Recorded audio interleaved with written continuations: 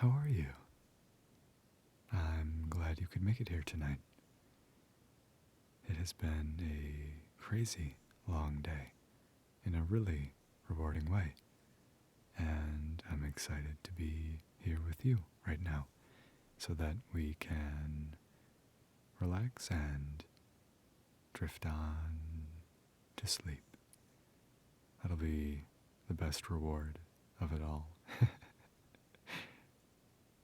Well, today I have chosen for us to read a retelling of Hamlet by Tina Packer from a book she published in the early 2000s called Tales from Shakespeare. And I'm excited to share it with you today. I picked Hamlet for tonight because, first off, you can never go wrong with Hamlet.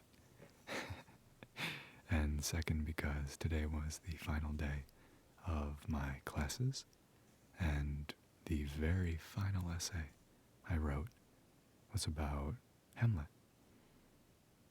It was specifically about songs from Shakespeare's time, and how those songs and the stories that they told of ghosts in particular may have shaped, been influenced by, or influenced Shakespeare's depiction of the ghost in Hamlet. And we'll be definitely seeing some of him tonight, no doubt. But yeah, that's what I wrote about today, and I was really happy with how it came together. It used so many of my books. It was crazy to piece together over, I think, 10 different sources of Hamlet and pick out the best of the best for the scenario. So yeah, I had a lot of fun doing that, and this will be the reward for the day, is to share this time with you and read Hamlet, or at least a retelling of it. If we were going to read Hamlet, we'd be here for over 4 hours. I don't think you want that. But I'm sure it'd put you to sleep at any rate. Okay, well, thank you again for being here, and I hope you have a wonderful sleep. And I'll talk to you again when the story is over.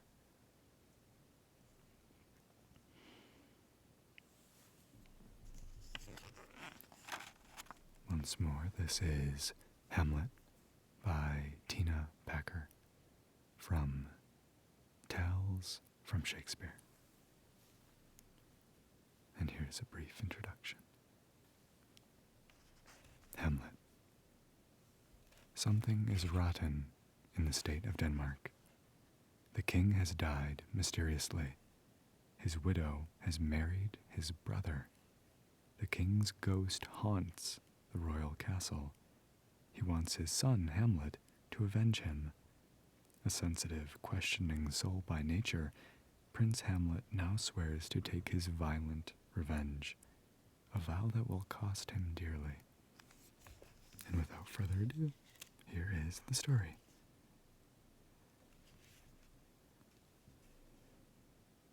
Prince Hamlet of Denmark paced the torch-lit battlements atop Elsinore Castle. The clank of weapons being forged echoed from the dungeons below. Laughter and music floated up darkened passageways. A royal feast was being celebrated, but Hamlet had no appetite for festivities. He was seeking graver company, his father's ghost. Hamlet's friend Horatio had the night before in this same place seen a ghostly figure dressed in royal armor. The prince had ample reason to believe that the spirit of his kingly father might be restless. Hamlet's mother, Queen Gertrude, a widow but 4 months, had married Claudius, the new king, and her dead husband's brother. Meanwhile, Prince Fortinbras of Norway threatened to invade Denmark. These were uneasy times in the late king's kingdom. A cannon blast sounded below, signaling that Claudius had just drunk another toast to his new wife. A fresh wave of melancholy washed over Hamlet. How weary, stale, flat, and unprofitable seem to me all the uses of this world, he said aloud. 'Tis an unweeded garden. Things rank and gross in nature possess it. Suddenly, a chill filled the air. A figure appeared, shrouded in fog. It moved soundlessly, though it was clad in warrior armor. The figure beckoned to Hamlet. "List, list, oh list," a hollow voice called forth from the figure. Its visor stood halfway up. Hamlet saw the ghostly image of his father's black and silver beard. "I am thy father's spirit," the ghost declared. "If thou didst ever thy dear father love, revenge my foul and most unnatural murder." "Murder?" Hamlet cried. "Murder, most foul," the ghost answered. "'Tis given out that sleeping in my orchard a poisonous snake did sting me," the ghost continued. "But know, thou noble youth, the serpent that did sting thy father's life now wears his crown." "Oh, my prophetic soul," Hamlet cried. "My uncle." It was Claudius, who had poured deadly poison into the king's ear. "I, that beast, who with witchcraft of his wit won to his shameful lust the will of my most seeming virtuous queen." The ghost's armored fists clenched. "Swear to revenge my murder," the ghost hissed. Hamlet fell to his knees before his father's spirit. I swear, he cried. "Let not thy soul contrive against thy mother," the ghost continued. "Leave her to heaven, and to those thorns that in her bosom lodge to prick and sting her." The eastern sky grew light. Dawn was coming. The cock crowed and the ghost faded. "Adieu, adieu," it called. "Remember me." "Remember thee," Hamlet raised his sword, swearing a vow. "In thy commandment all alone shall I live." As Hamlet descended into the castle, he considered what he must do. The code of honor demanded that he kill his uncle, the new king. The only fitting way to avenge his father's murder was to kill his father's murderer. But Hamlet was a student, a thinker, not a warrior, like the old king. He would have to conquer his own sensitive temperament to do this bloody deed. And Claudius was a crafty observer of human nature. He would quickly recognize Hamlet's intent. Troops were already amassing in the castle because of the threat from Norway. With a snap of his fingers, Claudius could increase his own force of palace guards, making Hamlet's task maddeningly impossible. Inspiration slowed Hamlet's steps. What if he put on a show of madness, such as sometimes befalls a person under great strain? That would allow him to stay near the king without arousing suspicion. No one but Horatio need know Hamlet was in his right mind. In another part of the castle, the young lady Ophelia stood with her father, Polonius, the king's chief counselor. They were bidding farewell to her brother, Laertes, who was returning to France. The chief counselor had some wise advice for his son. Give every man thy ear, but few thy tongue, Polonius told Laertes. Neither a borrower nor a lender be, and this above all, to thine own self be true, my blessing with thee. His son dispatched, Polonius turned a critical eye on Ophelia. What is between you and the Prince Hamlet? He demanded. Ophelia blushed. She and Hamlet had grown up together, and she had loved him for as long as she could remember. He hath, my lord, of late made many tenders of his affection to me. Affection? Puh, you speak like an immature girl, Polonius frowned. Didn't Ophelia realize that a prince could not marry for love?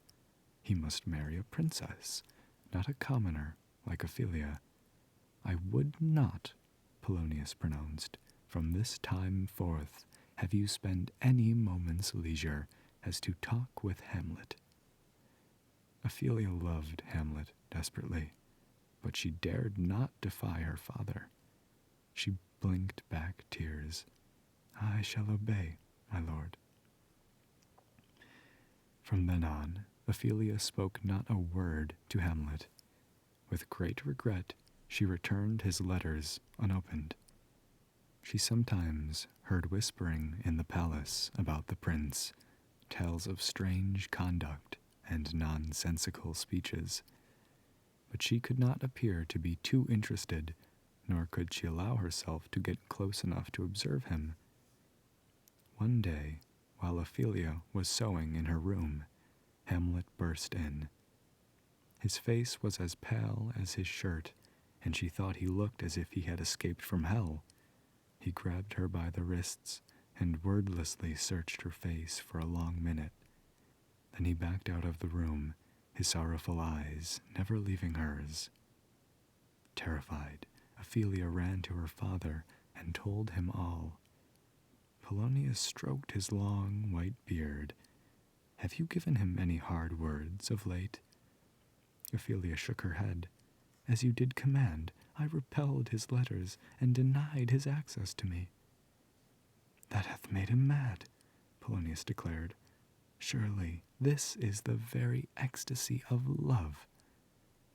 Puffed up with self-importance, Polonius carried Ophelia's story to Claudius and Gertrude, for the king and queen were anxious to know the cause of Hamlet's strange behavior.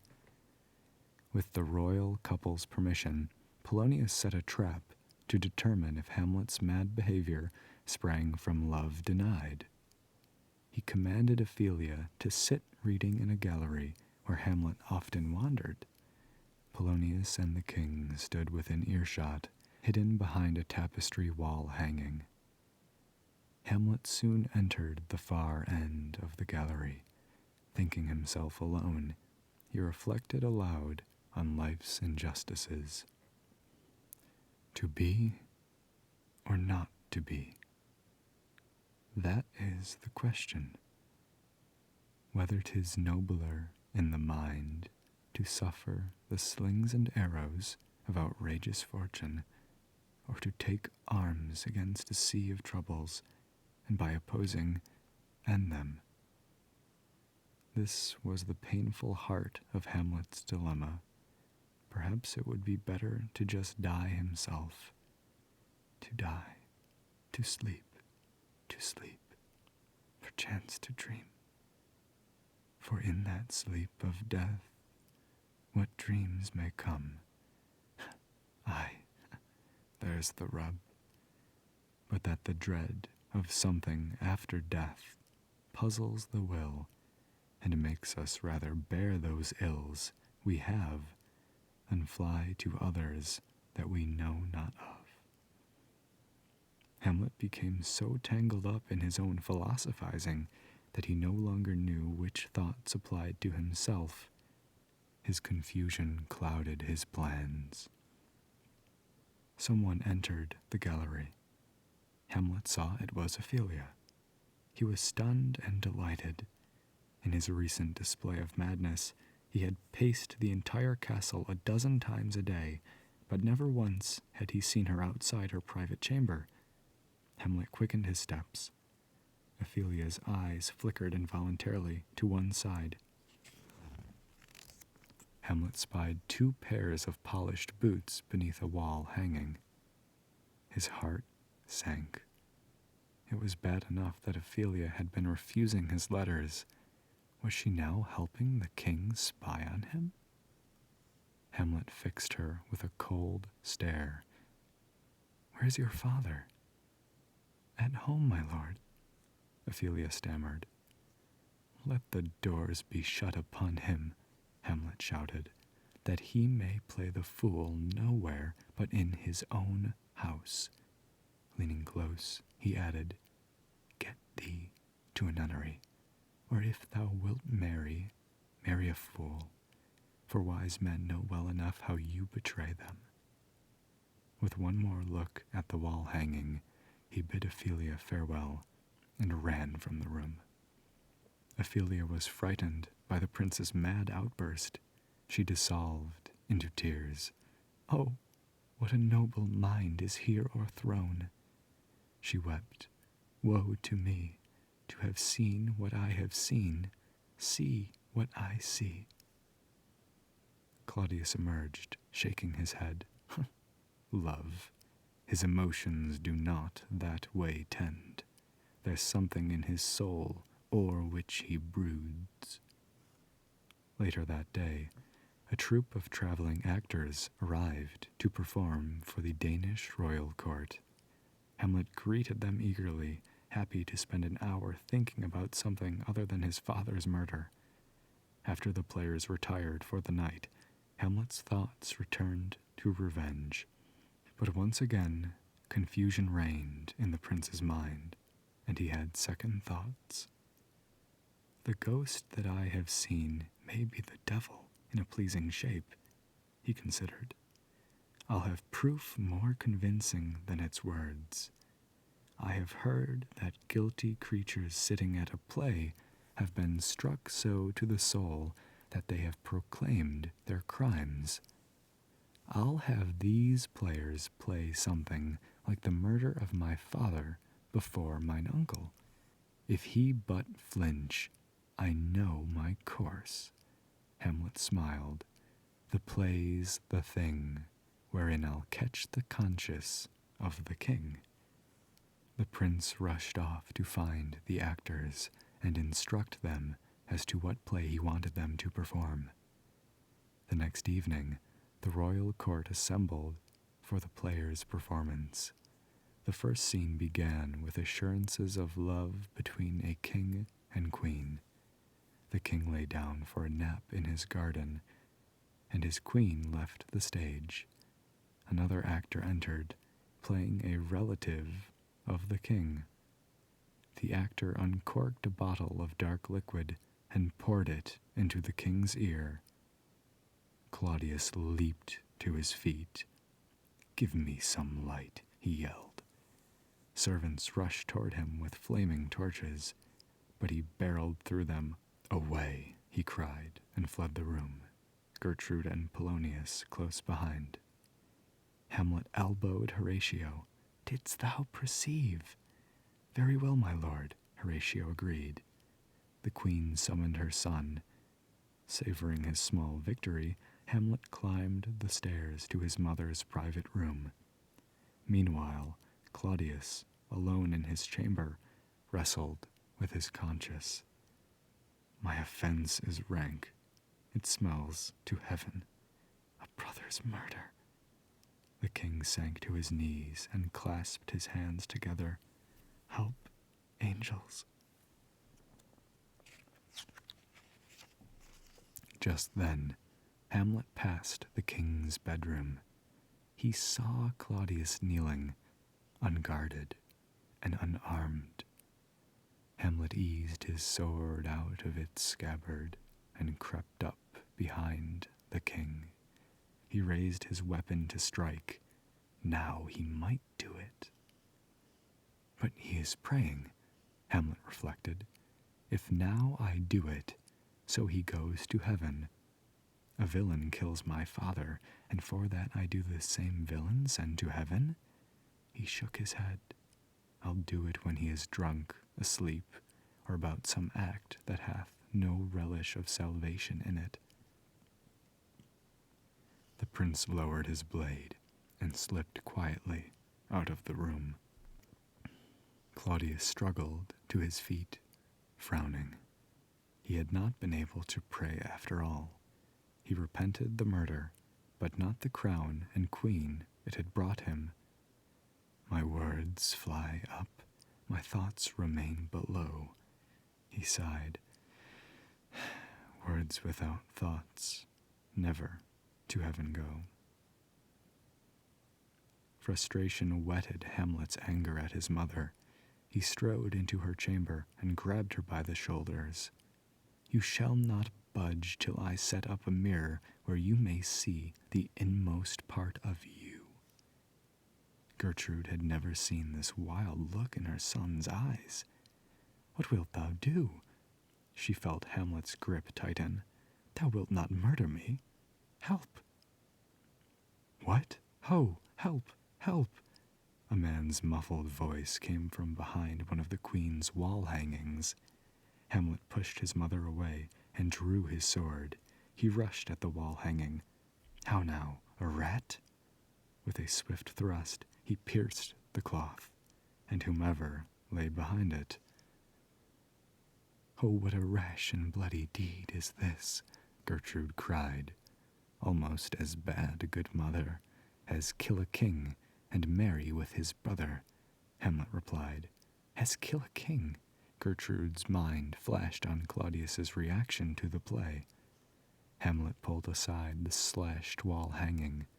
The bloody corpse of old Polonius slumped forward.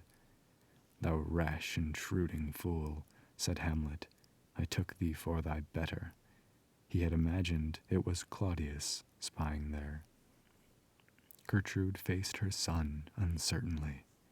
What have I done that thou wags thy tongue in noise so rude against me? Hamlet reached for her throat in answer. Gertrude gasped. The prince removed her locket, which held a painting of Claudius. From his own neck he produced a locket with the image of his father. He dangled it before her. This was your husband. See what grace was seated on this brow. Hamlet held up his mother's locket. Look you now what follows. This is your husband, a murderer and a villain. Gertrude shuddered. Hamlet suddenly released his mother's locket. He stared, transfixed at the doorway in which his father's ghost now stood. Do you come your tardy son to chide? He asked the ghost. Do not forget, the ghost replied. This visitation is but to whet thy almost blunted purpose. Gertrude followed Hamlet's horrified gaze and saw nothing. Alas, she whispered, he's mad. The ghost faded, and Hamlet turned back to his mother. Repent what's past, he said. Avoid what is to come. Gertrude studied the portrait in her locket.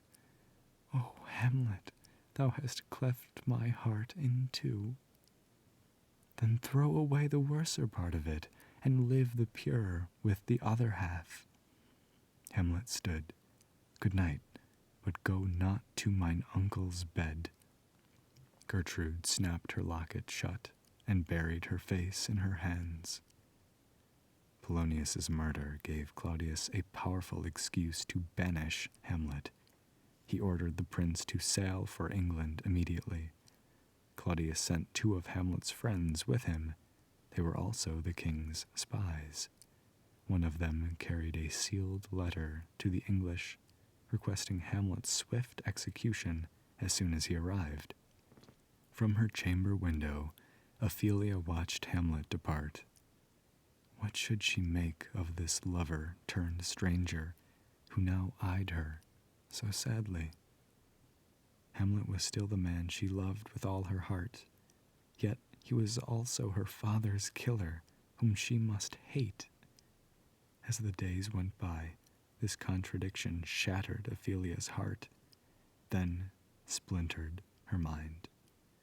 She wandered the castle as Hamlet had once done, but her madness was no ruse. She sang mournful songs and handed out wild flowers and sprigs of herbs. Ophelia's brother Laertes sped back to Denmark at the news of his father's death. When he saw his sister, his grief doubled. Is it possible a young maid's wits should be as mortal as an old man's life? He cried. Strange news reached the castle. Hamlet had returned to Denmark and was on his way back to court, alone. Claudius realized his plan had failed. He also realized that Laertes' anger might prove useful to him. Claudius told Laertes that Hamlet had killed Polonius. He reminded him that as a good son, he should avenge his father's murder. Claudius convinced Laertes to challenge Hamlet to a fencing match. Instead of a blunted foil, the king explained, Laertes would substitute a sharpened one. Eager to avenge Polonius's death, Laertes produced a vial of poison in which to dip his sharpened sword tip. Claudius promised to serve Hamlet a goblet of poisoned wine for good measure. As they were sealing these plans, the queen rushed in, distraught. "Your sister's drowned, Laertes," Gertrude cried. Ophelia, carrying garlands of wild flowers, had climbed a willow tree that hung over a brook. As she reached to hang her decorations, a branch snapped, and she slipped into the water. Her clothes spread wide, and, mermaid-like a while, they bore her up. Gertrude said. She chanted snatches of old hymns, as one unknowing of her own distress. But long it could not be till her garments, heavy with their drink, pulled the poor wretch to muddy death. Horatio, meanwhile, had gone to the port city to escort Hamlet home. En route, they passed Prince Fortinbras's Norwegian army. Hamlet admired the forceful prince who had struck a deal with Claudius and now marched forward to conquer other lands. Hamlet couldn't help but compare his own ambivalence and inaction with Fortinbras's spirited ambition. The time had come. From this time forth, my thoughts be bloody or be nothing worth, Hamlet resolved. As Hamlet and Horatio rode toward Elsinore, the prince told his friend the particulars of his escape. Hamlet described how he had secretly altered the sealed letter to order the deaths of his untrustworthy friends. Hamlet and Horatio passed through a cemetery as they neared. A gravedigger was shoveling out an old grave to make room for a new corpse. The gravedigger unearthed a skull, which he showed to Hamlet. "This same skull, sir," he said, "was Yorick's skull, the king's jester." Hamlet turned the skull around in his hands. "Alas, poor Yorick! I knew him, Horatio. A fellow of infinite chest, of most excellent fancy." He smiled at the skull fondly. "Where be your jibs now, your flashes of merriment?" They heard somber music, such as heralded a funeral. Hamlet and Horatio hid themselves as a royal procession entered the gate.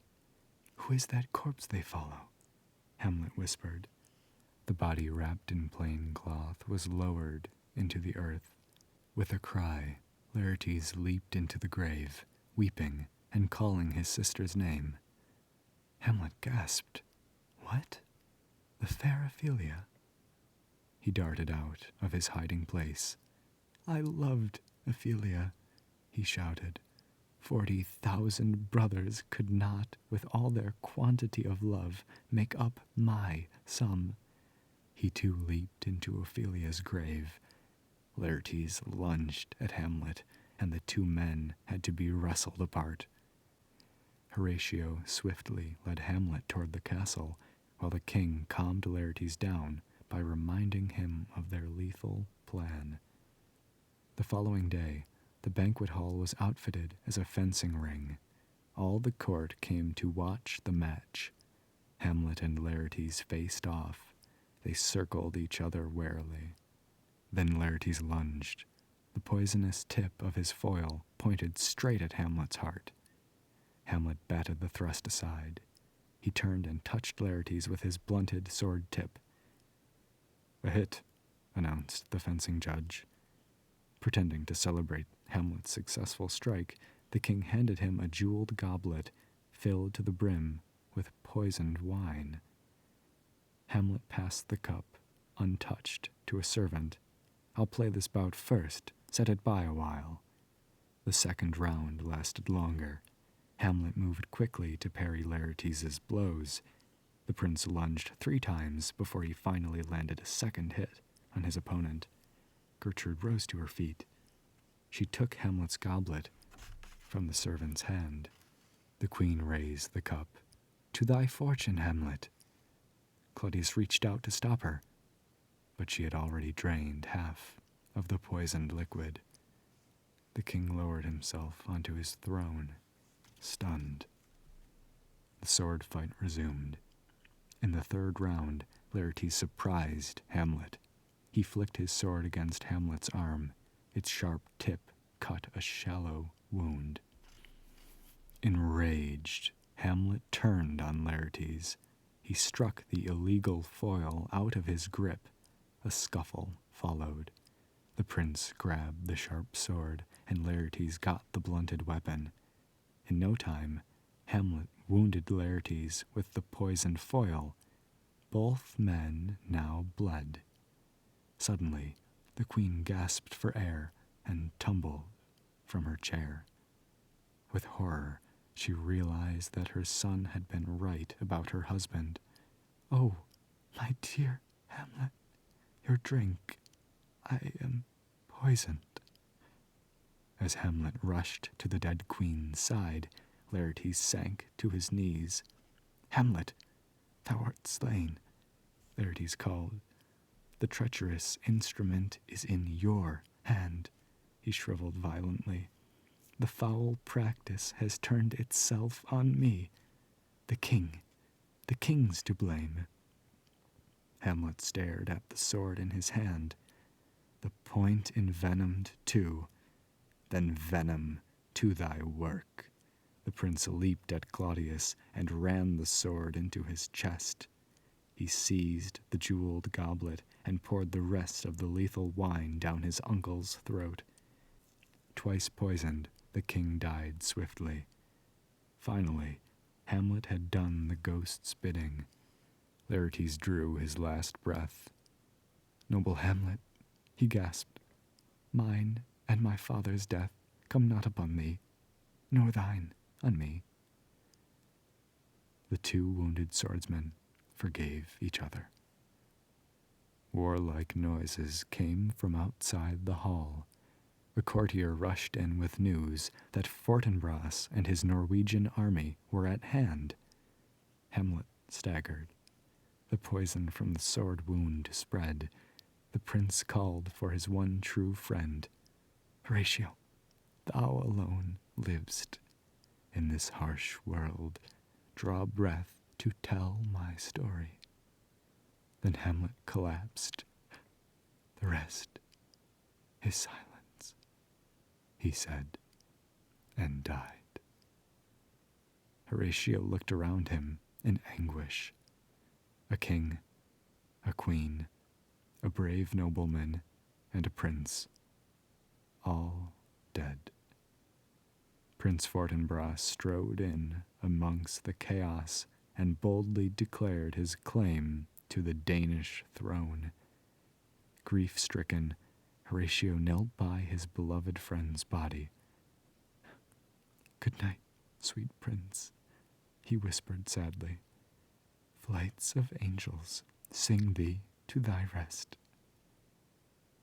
Hamlet had indeed avenged his father, but at a terrible price to all.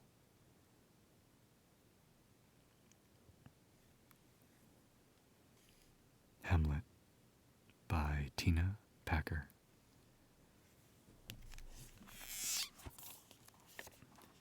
Well, that was a really interesting retelling of Hamlet. I'm pretty happy with it. It's probably one of the shorter retellings that I have seen, and I think it does a good amount of the trick. I wish that maybe we heard a little bit more from Gertrude and Claudius a bit earlier on, but I think it was well enough. It got through the basics of what you would want from a Hamlet retelling, and I think to be able to do it like that in such a quick amount of time is pretty cool.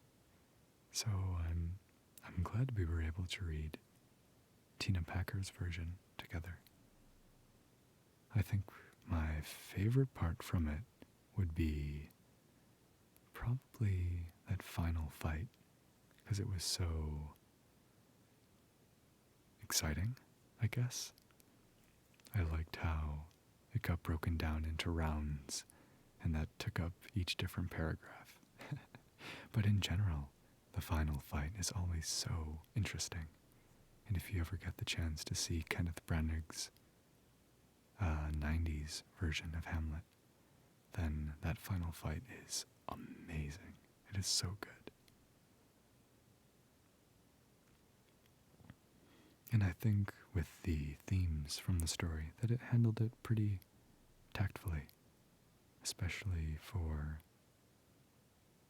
I guess, a collection of retellings geared for children, mainly.